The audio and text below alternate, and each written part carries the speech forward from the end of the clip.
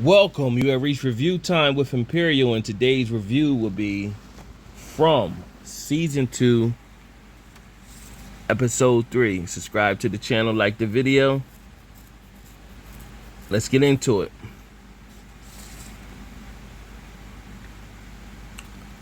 So this beginning of the episode, what did it start with? It started with Ellis and Boyd rekindling at the sheriff slash post office location, and Ellis is questioning Boyd, and so Ellis is worried about Fatima. They have Ellis and Boyd have a back and forth father and son conversation, and pretty much Boyd gives them words of encouragement, but basically like, be there for your wife, and you got to be strong for her even when she becomes weak. So Jim is in recovery, and Jim and Tabitha, they have a heart to heart and about thinking each other was dead. Tabitha tells Jim about the electric wires. Don't connect in anything. The wires is just floating there underneath the ground with the creatures. Boyd meets the newcomers, and so Randall is causing a ruckus. Randall's one of the newcomers now. Either Randall is going to be an asset to the community or he's going to be a problem. But he's one of the ones that went down there to try to help to see if Tabitha was in the house before it collapsed. And so Randall is trying to tell the people we need to get out of here, and he's arguing with Donna, pretty much telling her, you didn't want us to be scared, but yet you shot out the tire of the bus. So Boyd pretty much comes in, and they asking Boyd, who is he? I'm the sheriff. They thought Kenny was the sheriff, and Boyd pretty much says, I'm normally calm, but right now I had a rough time.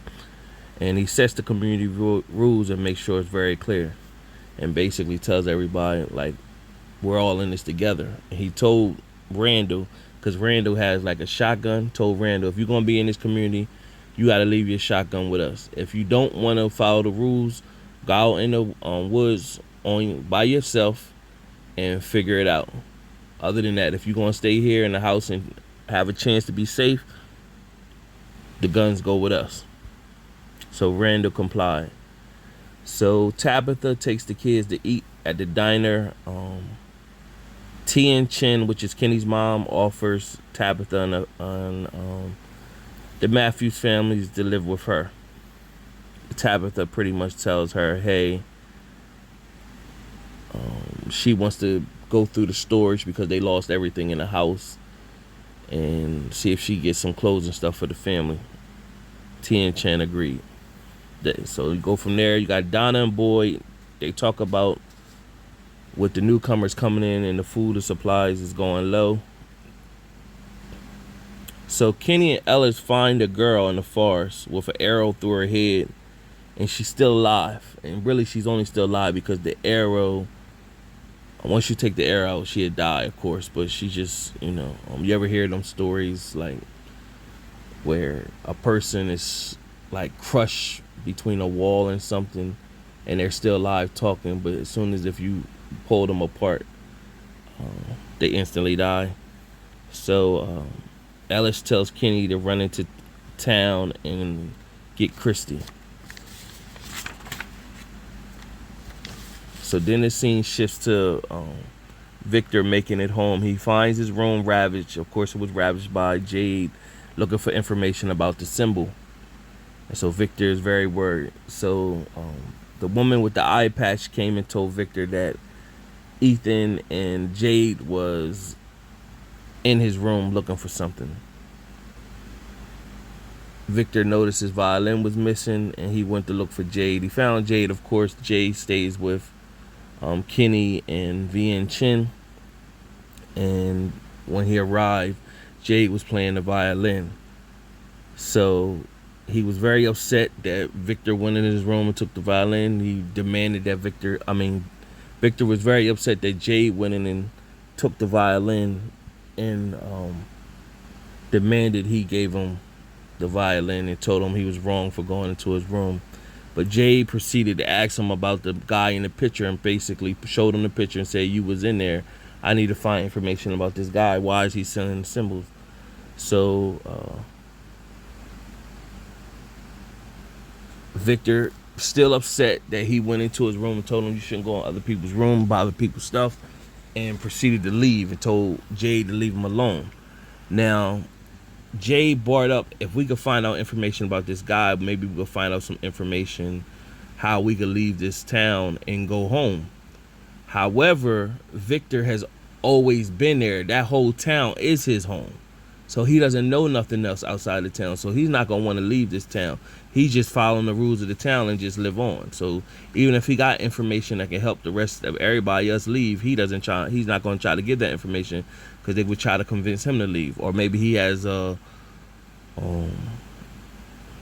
agreement with whoever spiritually in the town that anybody that comes in, he's not to help them get free. So Mariella, which is Maury, and Christy, they have a conversation about the separation, and Maury is having a hard time dealing with everything. So she's still on, like, as if Christy purposely left her and went about her life. She was stuck there, so Maury needs to get over that. But right while they were having their little conversation, Kenny came in asking for Christy help. And Maury was sitting there looking like, are you just going to leave me like this? Like, we talking right now, but, so she'll get over it. Jim receives a visitor in a recovery. So he gets up and he goes and looks at the electricity and he's like, dag, this is really not running off of nothing. So a woman off of the bus basically talks to Jim, and while Jim is in pain, and so she proceeded to tell him that imagine being in a place like this and you find a person that you was engaged with, and he's like, who you talking about? And she basically told him about Maury and Christy.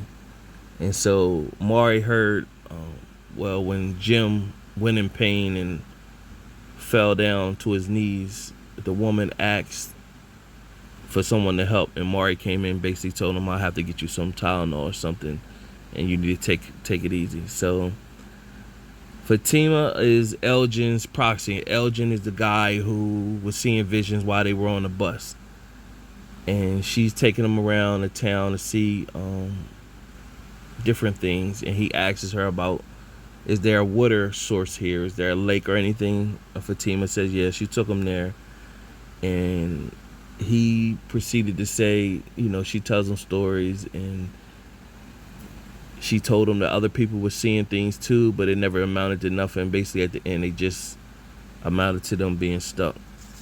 So then it goes to Tabitha and Julie, and they're getting clothes out the barn, and Tabitha sees spirits of two children when she was at the barn, and Julie was freaked out and pretty much asking her mom, what did you see? What did you see? And the mom was blowing her off, saying nothing. And Julie pretty much said, listen, basically, I'm not a little girl. I didn't see too much here for you to be hiding stuff. What did you see? And so they headed home, and Tabitha pretty much told her, I seen these spirits of some children, but they weren't friendly. So it shows Boyd going to visit his wife at the grave, and he's pretty much questioning everything, and that's where he goes and vents to get a meeting of the minds with himself. And he mentioned the man chained to the wall knew his wife's name. So then at that moment he hears screaming. When he hears screaming, he gets there, and that's Kelly. That's the girl who stuck to the tree with the arrow, there with Kenny, Christy and Ellis. And so at that moment, he is telling them, like, y'all need to leave, because he knows what he has to do. And they pretty much saying, no, we're not going to leave. And so they talked to Kelly, and she told them what happened, how pretty much her and her boyfriend Brian, they was in the house. The creatures drug them out the house. They let her watch while they tortured Brian, and they then purposely took an arrow and stuck her to the tree. So they sending a message to the community. So Boyd pulls the arrow out of Kelly's head, and of course she dies instantly. And Christy rushes back to Mariella after witnessing Kelly die, and Mariella. Mari consoles her. So it goes to Ellis finds Fatima at the diner, and Fatima's worrying. So Ellis said, listen, well, how about we get married now and not wait? So Fatima agrees, but that's just like a band-aid on a bigger wound that she's dealing with.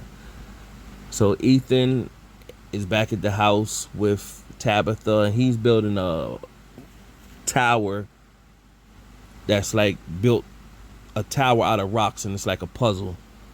And the mom at Tabitha is having a conversation with him, basically letting him know, like, I know you like quests and stuff like that, but this place is not good. And Ethan pretty much tells her he knows that this place is very dangerous and that he's going to be careful. So once he completed the puzzle, Tabitha had a vision of that's the tower, the rocks is what she's seen down where the creatures underneath the town where the creatures were sleeping at. She's seen that tower of rocks.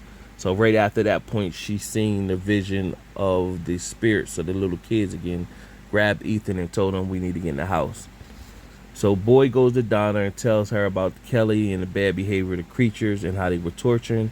And he began to tell Donna about this story when he was back in the military. And there was a guy that died named Corporal Brian Kelly. So it's ironic that Kelly's boyfriend that had the arrow in her head, Kelly who had the arrow in her head, her boyfriend name was Brian, and the guy that died was Brian Kelly. And so Donna pretty much told Boyd he needs to be strong because she's mentally struggling too. So she was going through her emotions because it's getting hard out there. So the episode ended with Kenny going to the church where the priest stayed, and he finds Sarah in the basement. So this episode was basically everybody in the community is struggling, trying to live life, and don't know what to think about what's to happen. So overall, a decent episode to push the story forward. Subscribe to the channel, like the video. Till next time.